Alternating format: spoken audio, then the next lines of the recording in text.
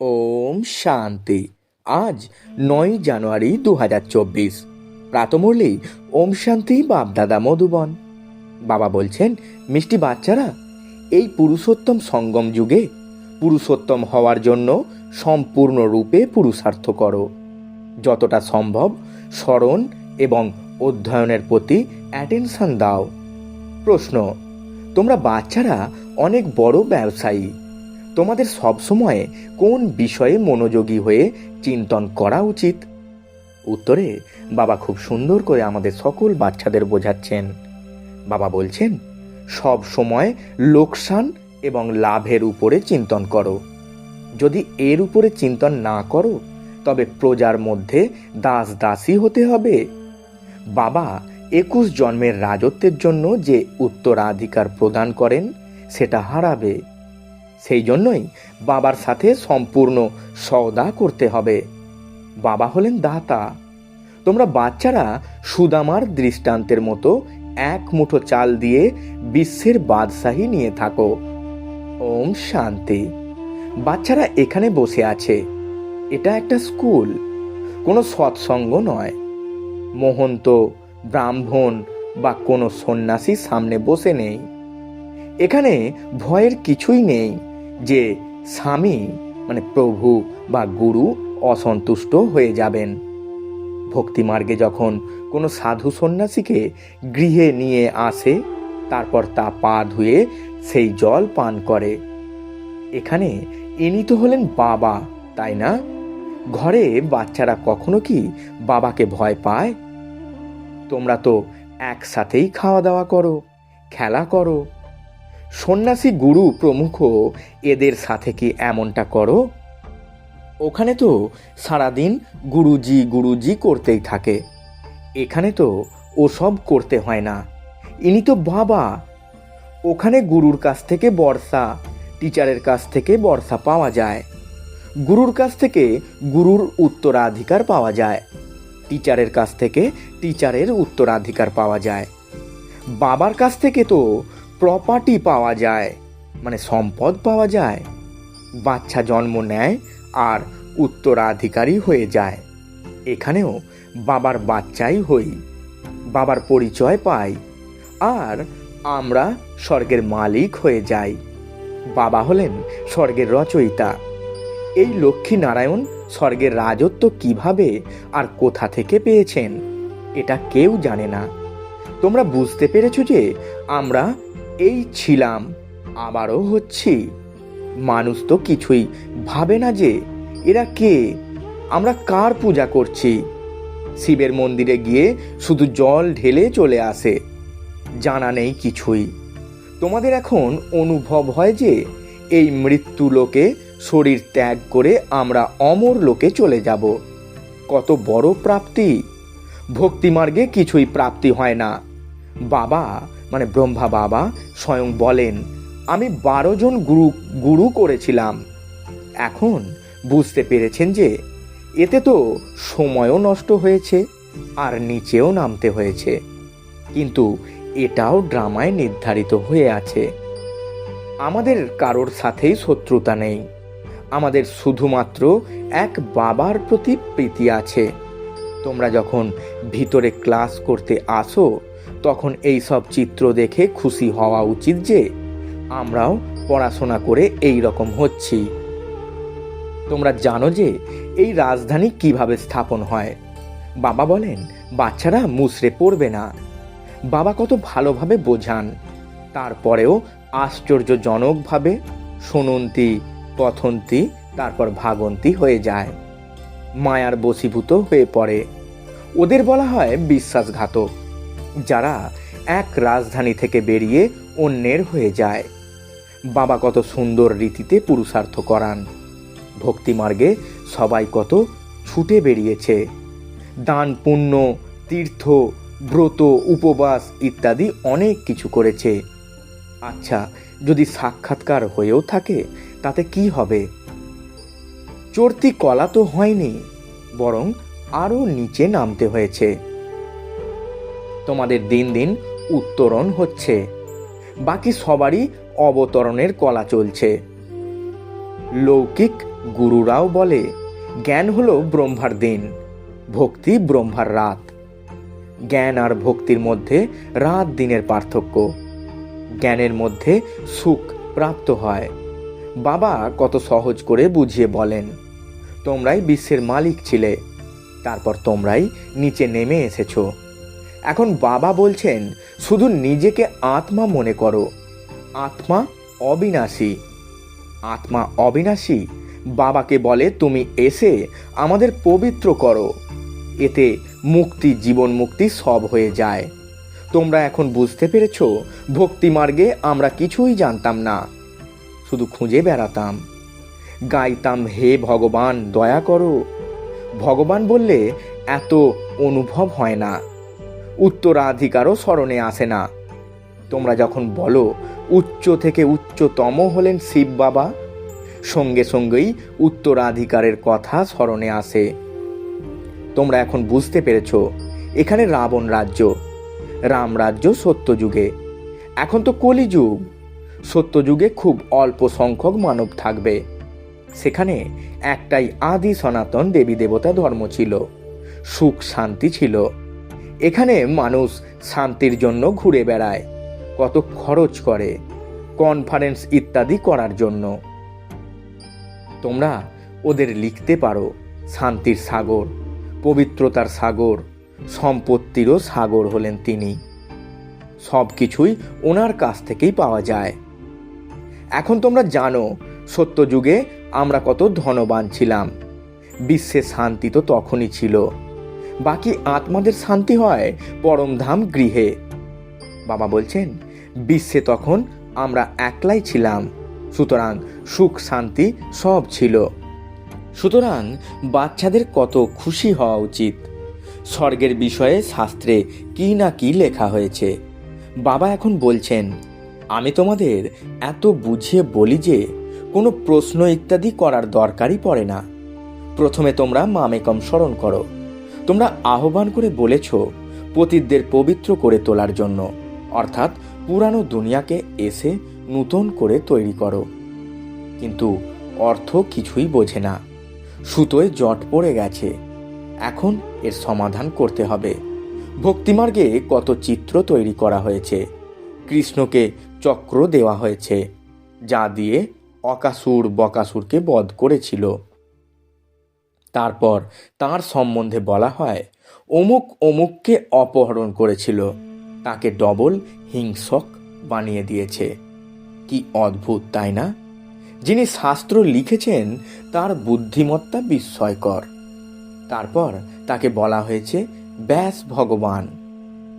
বাবা এখন বলছেন আমাকে স্মরণ করো আর দৈবী গুণ ধারণ করো। আর কোনো কথা নেই, তোমাদের যোগে বসানো হয়। কেননা অনেকেই আছে যারা বাবাকে স্মরণ করে না, নিজেদের কাজের মধ্যেই থাকে, তাদের সময়ই হয় না। কিন্তু এখানে কাজকর্ম ইত্যাদি করতে করতেও বুদ্ধিতে স্মরণ করতে হবে। তোমরা আশিক, আমি মাসুকের। এখন আমি তোমাদের বলছি সমস্ত সঙ্গ ত্যাগ করে এক আমার সঙ্গে জোড়ো। খাওয়া দাওয়া সব কিছুতেই এই অভ্যাস তৈরি করো যে আমি আত্মা, আর সেই সঙ্গে বাবাকে স্মরণ করো। বাবা তোমাদের কত উচ্চ করে তোলেন। তোমরা কানা করি কোথাও মানো না, আমাকে স্মরণও করো না। নিজের সন্তানদের স্মরণ করতে পারো আর আমাকে স্মরণ করতে পারো না। বাস্তবে কাউকে ধ্যান করানো শব্দটা বলা ভুল। বাবা ডাইরেক্ট এসে বলেন মামেকম স্মরণ করো। কল্প পূর্বেও সামনে বসে বাবা বুঝিয়েছিলেন, এখনো বোঝাচ্ছেন। মিষ্টি মিষ্টি বাচ্চারা, কল্পের শেষে পাওয়া প্রিয় বাচ্চারা, এখন তোমাদের 84 জন্ম সম্পূর্ণ হয়েছে। এখন ফিরে যাওয়ার জন্য তোমাদের পবিত্র অবশ্যই হতে হবে। বিকারে যাওয়ার কারণেই তোমরা পতিত হয়ে গেছো। পবিত্র না হলে পদও কম পাবে। নিজেকে আত্মা মনে করো, বাবাকে স্মরণ করো, আর 84 জন্মের চক্রকেও স্মরণ করো। এটাই হলো সদর্শন চক্র। এর অর্থ কেউ জানে না। মুখে জ্ঞানের শঙ্খ বাজাতে হবে। এটা হলো জ্ঞানের বিষয়। ইনি তোমাদের অসীম জগতের পিতা, স্বর্গের রচয়িতা। বাবাকে স্মরণ করলে তোমাদের উত্তরণের কলা হবে। কত সহজ বিষয়। তোমরা বাচ্চারা এখন বুঝতে পেরেছো যে এই ড্রামা তৈরি হয়েই আছে। প্রতি 5000 বছর পরে বাবা আসেন। এখন খুব ভালোভাবে পুরুষার্থ করো। তোমরা ধনের পিছনে কেন মরো? আচ্ছা, মাসে লক্ষ লক্ষ টাকা রোজগার করবে, কিন্তু এই সব বিনাশ হয়ে যাবে। এমনকি খাওয়ার জন্য বাচ্চারাও কেউ থাকবে না। আকাঙ্ক্ষা থাকে যে পুত্র পৌত্র তাদেরও পৌত্ররা খাবে। এমন নয় যে পুনর্জন্ম সব এই বংশেই নেবে। পুনর্জন্ম জানা নেই কোথায় কোথায় নিয়ে থাকে। তোমরা তো 21 জন্মের উত্তরাধিকার পেয়ে থাকো। যদি পুরুষার্থ কম করো তাহলে প্রজার মধ্যেও দাস দাসী হতে হবে। সুতরাং কত লোকসান হবে। অতএব লাভ লোকসানেরও কথা ভাবো। ব্যবসায়ীরা অনেক পাপও করে, আবার কিছু কিছু ধার্মিক মানুষও আছে। এটা হলো অবিনাশী জ্ঞান রত্নের ব্যবসা, যা খুব কম লোকেই করে। এই চুক্তি ডাইরেক্ট বাবার সাথে করতে হবে। বাবা জ্ঞান রত্ন দিয়ে থাকেন, তিনি হলেন দাতা। বাচ্চারা এক মুঠো চাল দেয়, পরিবর্তে বাবা বিশ্বের বাদশাহী দিয়ে থাকেন। ওনার দেওয়া উপহারের কাছে এটা তো এক মুঠো চালই দেওয়া হলো, তাই না? তোমরা সবাই সুদামা।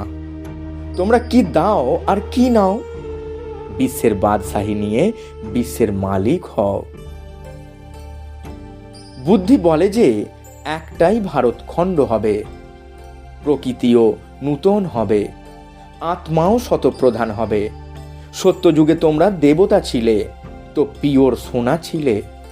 তারপরে ত্রেতায় আত্মার মধ্যে অল্প রূপোর খাদ পড়ে যায়, যাকে সিলভার এজ বলা হয়।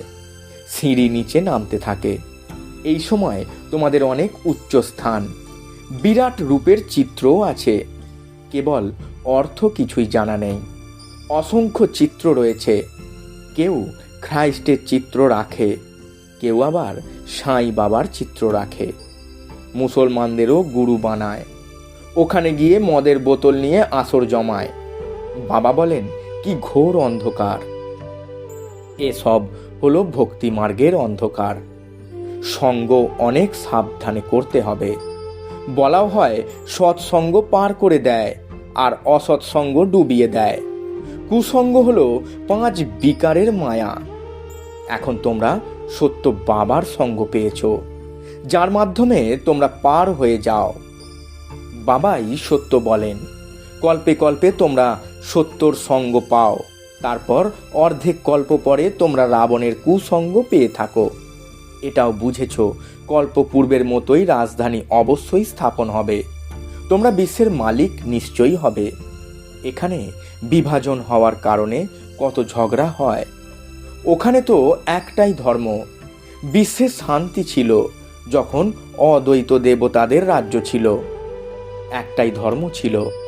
ওখানে অশান্তি কোথা থেকে আসবে? ওটা হলো ঈশ্বরীয় রাজ্য। স্পিরিচুয়াল নলেজের দ্বারা পরমাত্মা রাজধানী স্থাপন করেছিলেন। তবে তো নিশ্চয়ই সেখানে সুখ হবে। বাচ্চাদের প্রতি বাবার ভালোবাসা থাকে, তাই না? বাবা বলেন, আমি জানি তোমাদের কত ধাক্কা খেতে হয়। মনে করে ভগবান কোনো না কোনো রূপে আসবেন। কখনো তাকে ষাঁড়ের উপরে সাওয়ার রূপে দেখানো হয়েছে। ষাঁড়ের উপরে কখনো কি কেউ সাওয়ার হতে পারে? কতখানি অজ্ঞানতার অন্ধকার। তোমরা বাচ্চারা এখন সবাইকে বোঝাও, বাবা সবাইকে উত্তরাধিকার দিতে এসেছেন। ব্রহ্মার দ্বারা নূতন দুনিয়া স্থাপন হচ্ছে। বাবা সব সময় বট বৃক্ষের দৃষ্টান্ত দিয়ে থাকেন। ঠিক তেমনি এর যে ফাউন্ডেশন আছে সেটাই পুনরায় স্থাপন করেছেন। সেখানে অন্য কোনো ধর্ম থাকবে না। ভারত হলো অবিনাশী খণ্ড আর অবিনাশী তীর্থ। ভারত বাবার বার্থ প্লেস, তাই না? বাবা মিষ্টি মিষ্টি বাচ্চাদের কত ভালোবাসা দিয়ে বোঝান। তিনি টিচার রূপে শিক্ষা প্রদান করেন। তোমরা বাচ্চারা পড়াশোনা করে আমার থেকেও উঁচুতে উঠে যাও। আমি তো রাজত্ব গ্রহণ করি না। তোমরা কখনো কি স্বর্গে আহ্বান করে বলেছ যে এসো, আমি তোমাকে স্বর্গে পাঠিয়ে দেব? কত মজার এই খেলা। বাবা বলেন, আচ্ছা বাচ্চারা বেঁচে থাকো, আমি বানপ্রস্থ অবস্থায় থাকি। বাবা বলেন, এখন তো বিপদ মাথার উপরে দাঁড়িয়ে আছে, সেই জন্যই পুরুষোত্তম হওয়ার জন্য এই পুরুষোত্তম সঙ্গম যুগে সম্পূর্ণরূপে পুরুষার্থ করতে হবে। বাবাকে স্মরণ করার পুরুষার্থ করতে থাকলে বিকর্ম বিনাশ হবে, আর যে যত পড়াশোনা করবে সে উচ্চ কুলে যাবে। বাবা বলেন, নিজেই নিজের বুদ্ধিতে পেশাই করো, ততই নেশা চড়তে থাকবে। বাচ্চারা সব সময় বাবার কাছ থেকে উত্তরাধিকার পেয়ে থাকে, লৌকিকে তো পুত্র পেয়ে থাকে। কন্যাদান করা হয় বিবাহের মাধ্যমে।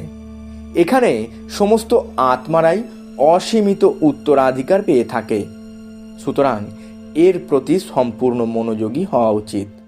ভগবান পড়াচ্ছেন, সুতরাং একটা দিনও মিস করা উচিত নয়। বাবাকে বলে আমার সময় নেই। আরে আত্মার সময় নেই আমার কাছে পড়াশোনা করার জন্য, এটা বলতে লজ্জাও করে না। আচ্ছা, মিষ্টি মিষ্টি হারানিধি বাচ্চাদের প্রতি মাতা পিতা বাপদাদা স্মরণে স্নেহ সুমন আর সুপ্রভাত। আত্মাদের পিতা তার আত্মারূপী বাচ্চাদেরকে জানাচ্ছেন নমস্কার। আমরা আত্মারূপী বাচ্চারা আমাদের আত্মারূপী মাতা পিতা বাপ দাদাকে জানাই স্মরণে স্নেহ সুমন আর সুপ্রভাত এবং শত কোটি নমস্কার। ধারণার জন্য মুখ্য সার। প্রথম পয়েন্ট, সঙ্গ থেকে নিজেকে সামলে রাখতে হবে। 1, সত্য বাবার সঙ্গ করতে হবে। 5, বিকারের সঙ্গ থেকে অনেক দূরে থাকতে হবে। দ্বিতীয় পয়েন্ট, পড়াশোনার প্রতি সম্পূর্ণ মনোযোগী হওয়া উচিত। নিজের খুশিতে থাকো। বলাও হয়, নিজেই নিজের বুদ্ধিতে যত পেশাই করবে ততই নেশা চড়তে থাকবে। একটা দিনও পড়াশোনা মিস করবে না। বরদান, সেবায় স্নেহ আর সততার উত্তরাধিকারীর ব্যালেন্সের দ্বারা সফলতা মূর্ত ভব। ব্যাখ্যায় বাবা বলছেন, যেমন এই মিথ্যা খণ্ডে ব্রহ্মা বাবার সততার অধিকারীর প্রত্যক্ষ স্বরূপ তোমরা দেখেছ। ওনার অথরিটির সাথে বলা কথা কখনো অহংকারের অনুভব করাবে না। অথরিটির বলে স্নেহ সমাহিত হয়ে আছে। অথরিটির বল কেবল প্রিয়ই নয়, প্রভাবশালীও। সুতরাং ফলো ফাদার, স্নেহ আর অথরিটি, নির্মাণ আর মহানতা দুটোই যেন একত্রে দেখা যায়। বর্তমান সময়ের সেবায় এই ব্যালেন্সকে আন্ডারলাইন করে নিলে সফলতা মূর্ত হয়ে যাবে। স্লোগান, আমারকে তোমারে পরিবর্তন করা অর্থাৎ ভাগ্যের অধিকার নেওয়া। ওম শান্তি। আজকের অব্যক্ত পালনা। অব্যক্ত সাইলেন্সের দ্বারা ডবল লাইট ফরিস্তা স্থিতির অনুভব করুন। আগে নিজের দেহের প্রতি আসক্তি দূর করো, তাহলে সম্বন্ধ আর পদার্থের প্রতি আসক্তি নিজে থেকেই শেষ হয়ে যাবে। ফরিস্তা হওয়ার জন্য প্রথমে এটাই অভ্যাস করো যে এই দেহ সেবার জন্য বাবার দেওয়া আমানত, আর আমি হলাম ট্রাস্টি। তারপর দেখো ফরিস্তা হওয়া কত সহজ মনে হবে। ওম শান্তি। নমস্কার।